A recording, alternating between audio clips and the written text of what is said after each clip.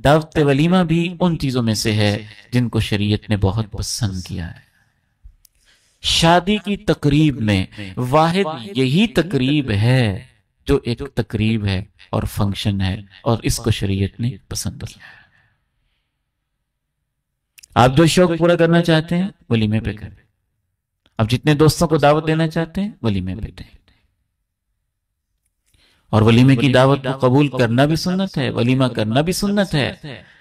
یہ اصل میں ایک شکرانے کا اظہار ہے، لیکن اس میں اپنی نیت ٹھیک کر لیں۔ نیت اللہ کا شکر ادا کرنا، عفت اور پاک دامنی والی زندگی کے ملنے پہ اللہ کی راہ میں اللہ کے بندوں کو کھلانا، صلہ رحمی کرنا، محبت کو بڑھانا، دوسروں کو کھانا کھلانا، یہ تو ثواب کا کام ہے، اجر کا کام ہے۔ شوق سے کریں، محبت سے کریں، یہ بڑی خوبصورت تقریب ہے۔ اس کو جتنا آپ خوبصورت بنا سکتے ہیں خوبصورت بنائیں، لیکن اس میں بھی چند ایک غلط فہمیاں ہیں، ان کی اصلاح بھی ضروری ہے، ان کی طرف میں اشارہ کرتا جاتا ہوں۔ اس کو بھی ایک بوجھ بنا لینا اور یہ سمجھ لینا کہ ولیمہ بھی گوشت کے بغیر نہیں ہوتا، روٹی کے بغیر نہیں ہوتا، سالن کے بغیر نہیں ہوتا، یہ غلط ہے۔ سیدہ عائشہ رضی اللہ تعالی عنہا کے ساتھ جو امام کائنات نے نکاح کیا تھا تو آپ نے ولیمہ دودھ کا کیا تھا۔ سیدہ ام سلمہ رضی اللہ تعالی عنہا کے ساتھ جو نکاح کیا تھا تو آپ کا ولیمہ آدھا پاؤ تقریباً جو تھے، آدھا پاؤ جو، آدھا پاؤ جو کی کتنی روٹیاں بنتی ہیں یہ آپ اندازہ کر لیں، یا اس کی کیا ڈش بن سکتی ہے، اور صحیح احادیث میں تذکرہ ہے۔ اس کو مد کہتے ہیں، عربی زبان میں اس کو مد کہتے ہیں۔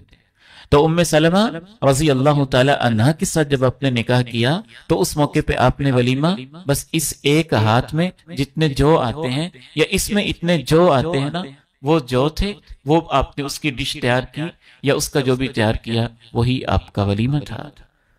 سیدہ صفیہ رضی اللہ تعالی عنہا کے ساتھ جب آپ نے شادی کی تو اس وقت امام کائنات علیہ السلام سفر میں تھے اور خیبر کے غزوے سے واپس آ رہے تھے، اور سفر کے دوران ہی آپ نے شادی بھی کی، اور آپ کا ولیمہ اس طرح سے ہوا کہ آپ نے صحابہ سے کہا انس کہہ دو جس کے پاس جو کچھ ہے وہ لے آئے، کوئی کھجور لے آیا، کوئی پنیر لے آیا، کوئی ستو لے آیا، کوئی گھی لے آیا، اور ان کو مکس کر کے ایک ڈش تیار ہو گئی، بچھا دیے گئے دسترخوان۔ آپ نے کہا یہی میرا ولیمہ ہے۔ تو جب حالات اچھے نہ ہوں کسی کے تو کبھی اس سنت پہ بھی عمل کر لیں کہ اپنے دوستوں سے کہ یار آج اپنے اپنا ڈش لے کے اور اکٹھے کھائیں گے، وہ میرا ولیمہ ہو جائے گا۔ تو ایسے بھی ہو سکتے۔ تو شریعت میں آزادی ہے نا، آپ نے زنجیریں بنائی ہوئی ہیں، آپ نے پابندیاں لگائی ہوئی ہیں، شریعت آپ کو آسانیاں دینا چاہتی ہے۔ اچھا یہ بھی بات ہی نہیں ہے کہ روٹی گوشت نہیں کرنا۔ نبی علیہ السلام نے قربان جائیے امام کائنات علیہ السلام سے، آپ کی سنتیں کتنی پیاری ہیں، آپ کا دین کتنا خوبصورت ہے، اس میں کتنی وسعت ہے۔ آپ ولیمہ دودھ سے کرنا چاہتے ہیں دودھ سے کر لیں، فروٹ سے کرنا چاہتے ہیں فروٹ سے کر لیں، کھجور کھلا کے کرنا چاہتے ہیں وہ کر لیں، مٹھائی کھلا کے کرنا چاہتے ہیں وہ کر لیں، جوس پلا کے کرنا چاہتے ہیں وہ کر لیں، چاکلیٹ کھلانا چاہتے ہیں وہ کر لیں کہ یہی میرا ولیمہ۔ تو آسانیاں ہے نا، تو آسانیوں کو اپنائیں۔ سیدہ زینب رضی اللہ تعالی عنہا کا جب آپ نے ولیمہ کیا تو یہ بڑے اہتمام اور دھوم دھام سے ہوا تھا۔ اس موقع پہ ظاہر حالات اس طرح کے ہوں گے تو آپ علیہ السلام نے ان کے ولیمے پہ بکری ذبح کی تھی اور صحابہ نے خوب سیر ہو کے کھایا تھا۔ تو یہ مٹن کا ولیمہ اور آپ نے کیا۔ تو ہمارے ہاں ولیمے میں جو ہو رہا ہے اس میں سب سے بڑا مسئلہ یہ ہو رہا ہے کہ سب سے پہلی ہماری غلط فہمی ہے کہ ہماری نیت ہی ٹھیک نہیں ہے۔ ہم ولیمہ اس لیے نہیں کرتے کہ رشتہ داروں کو کھانا کھلایا جائے، ہم ولیمہ اس لیے نہیں کرتے کہ کھانا کھلانا تو عبادت ہے۔ اللہ تو ایک کتے کو پانی پلانے کی وجہ سے معاف کر دیتا ہے، تو اللہ کے بندوں کو کھانا کھلانے کا کتنا ثواب ہوگا۔ ہم ولیمے کی دھوم دھام اس لیے کرتے ہیں کہ ناک رہ جائے، پتہ چلے چودھری کا ولیمہ ہے، سردار کا ولیمہ ہے، انہوں نے برات میں یہ کھلایا تھا تو ہم ولیمے میں یہ کھلائیں گے، ہم کوئی ان سے کم ہے؟ اس کو ضروری سمجھ لینا کہ روٹی سالن کے بغیر ہوگا نہیں، پھر اس کے لیے قرض اٹھانا، پھر یہ ضروری سمجھ لینا کہ وہ 100-200 بندے جب تک نہیں ہوں گے تو ولیمہ پورا نہیں ہوگا۔ یہ زنجیریں ہیں۔ اس کے لیے پھر سود لینا، اس کے لیے کرپشن کرنا، اس کے لیے اپنے اوپر ایک بوجھ بنا لینا۔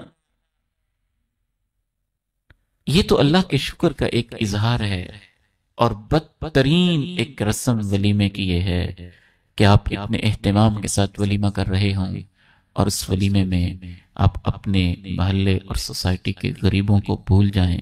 تو اللہ کے نبی علیہ السلام کہتے ہیں یہ سب سے برا ولیمہ اور سب سے برا کھانا وہ ہوتا ہے جہاں امیروں کو بلایا جاتا ہے، غریبوں کو چھوڑ دیا جاتا ہے۔ جو بھوکے ہیں ان کو آپ کھلاتے نہیں، اور جو پہلے سے سیر ہیں اور روزانہ ہی مٹن کھاتے ہیں ان کو آپ دوسرے ضلع سے بھی دعوت دے دیتے ہیں۔ ہم یہ نہیں کہتے ان کو دعوت نہ دیں، آپ اپنے دوست احباب کو بلائیں، جہاں سے آپ چاہتے ہیں بلائیں، کوئی پابندی کی بات نہیں ہے۔ اعتراض اس پہ ہے کہ اپنے محلے کے غریبوں کو اور اپنے غریب رشتہ داروں کو نہ بھولیں۔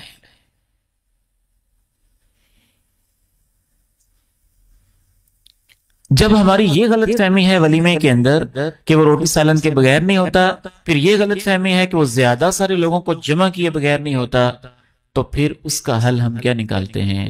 کبھی ہم قرض لیتے ہیں، کبھی ہم کیا کرتے ہیں، کبھی کیا کرتے ہیں۔